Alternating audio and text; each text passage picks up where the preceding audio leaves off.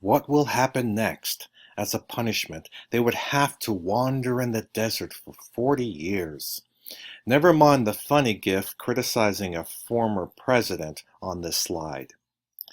Even in this wandering exile, the Hebrews now had the Torah, and they could carry it with them in an Ark of the Covenant. This was kept within a tent of meeting. God and Moses were still with this nomadic new generation through these years of difficulty and wandering. The generation that had sinned at the base of Mount Sinai needed to die out.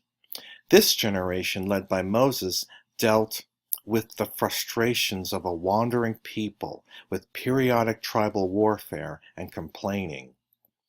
But we are about to get to the next early theme.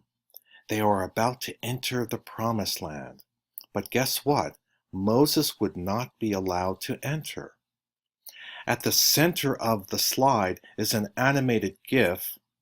You'll probably have to look at the original PowerPoint on Canvas for animated GIFs. Anyway, for Moses striking a rock and the water flowing.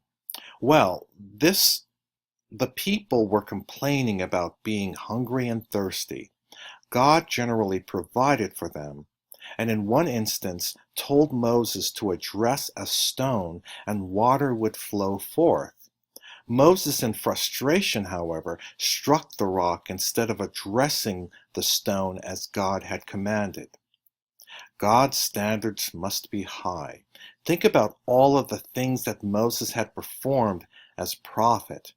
Nonetheless, Moses could only watch his people enter the promised land, led by Joshua, who had been playing the role as his assistant and general.